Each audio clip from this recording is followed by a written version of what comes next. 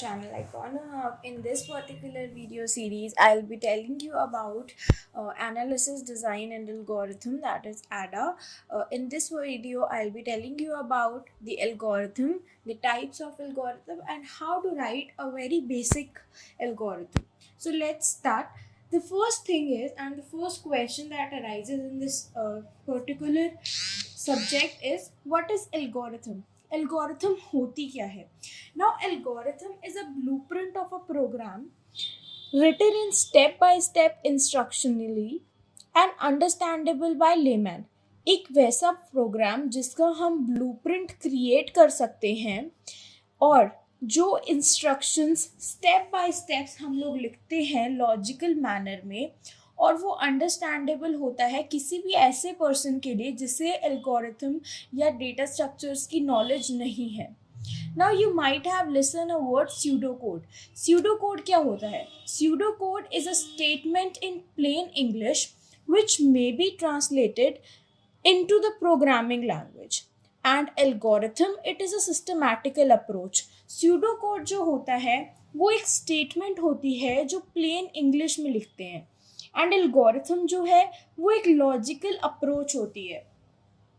Algorithm में हम formulas को इंक्लूड करते हैं, logical systematic step by step हम लोग चलते हैं, पर स्यूडो कोड में हम लोग किसी भी फॉर्मूला को या फिर कोई भी लॉजिकल अप्रोच को इंक्लूड नहीं करते हैं. So this is the basic difference between pseudo code and an algorithm. Now the types of algorithm. How many types of algorithm do we have? Algorithm, ये सारी टाइप्स की जो मैं आपको बताऊंगी इन्हीं से हम डील करेंगे पूरे ADA में. So first type of algorithm is iterative, then we have recursive, then we have randomized, divide and conquer, greedy, dynamic programming, etc. ये सारी एल्गोरिथम्स होती और भी हैं, बट ये सारी एल्गोरिथम मेन एल्गोरिथम्स हैं जिनसे हम लोगों ने कैटेगराइज करा है अपने ADA को, और हम इन्हीं सारी एल्गोरिथम्स पे वर्क करेंगे. So iterative algorithms are the algorithms which have iterative loops. जिस भी एल्गोरिथम में आइटरेटिव लूप्स प्रेजेंट होंगे वो आइटरेटिव एल्गोरिथम होंगी.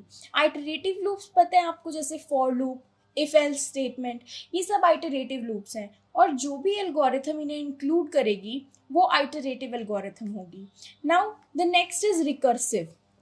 Algos which will have a recursive function are known as recursive algorithms. Recursion आप लोगों ने सुना है नेम. फैक्टराइजेशन जब हम करते हैं तो हम एक रिकर्सिव अप्रोच लगाते हैं, एक रिकर्जन हमारे पास होता है. उस रिकर्सिव अप्रोच को हम रिकर्सिव फंक्शन की फॉर्म में क्रिएट करते हैं और फिर वो एल्गोरिथम हमें रिकर्सिव एल्गोरिथम मिलती है. Next is randomised. Randomised algorithm आपको अच्छे से समझ में आएगी जब हम लोग क्विक सॉर्ट करेंगे. अभी के लिए आप इतना याद रखिए, जैसे हम क्विक सॉर्ट करते हैं, क्विक सॉर्ट में जो अप्रोच यूज होती है वो रैंडमाइज्ड अप्रोच होती है. Next is divide and conquer.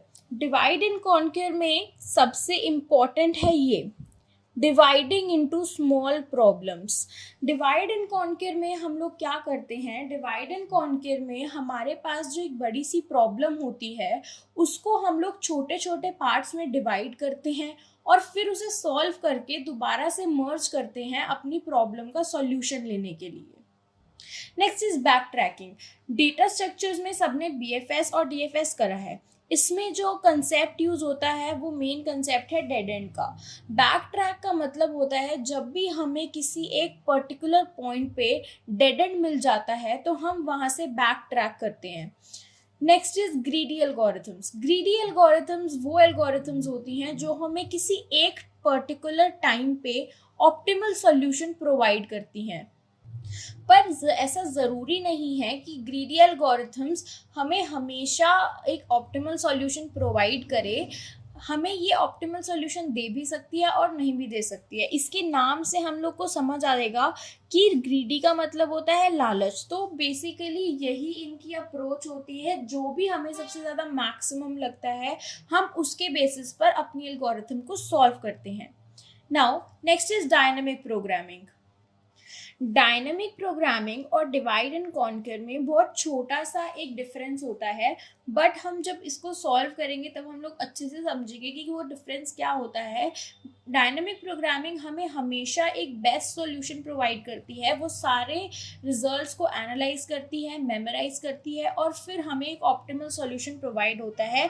इसीलिए डायनामिक प्रोग्रामिंग से हमें हमेशा एक बेस्ट सॉल्यूशन मिलता है।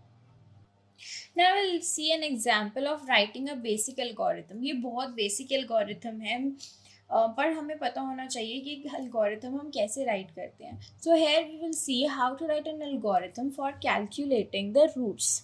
Line of code, line of code क्या होता है? लाइन ऑफ कोड रेफरेंस होता है जो हम अपने प्रोग्रामिंग कोड में या एल्गोरिथम में लिखते हैं। That is this 1 2 3 4 5 6 7, these are the line of codes. Now सबसे पहले एल्गोरिथम को हम स्टार्ट करते हैं। स्टार्ट करने के बाद हम इनिशियलाइज करते हैं उन सभी वेरिएबल्स को जो हम उसमें यूज करेंगे। अब ये रूट्स फाइंड आउट करते हैं। रूट्स फाइंड आउट करने के लिए बेसिक लॉजिक हमारे पास क्या होता है? रूट्स फाइंड आउट करने के लिए बेसिक लॉजिक ये होता है कि हमें सबसे पहले डी की वैल्यू फाइंड आउट करनी होती है, then we have to find the different roots. वही लॉजिक और अप्रोच हम यहाँ पे लगाएंगे।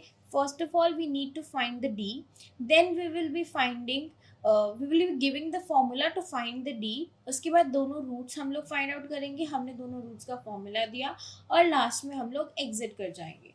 सो ये एक प्रॉपर वे है कैसे हम एक एल्गोरिथम को लिखते हैं with line of codes and starting and exiting the code.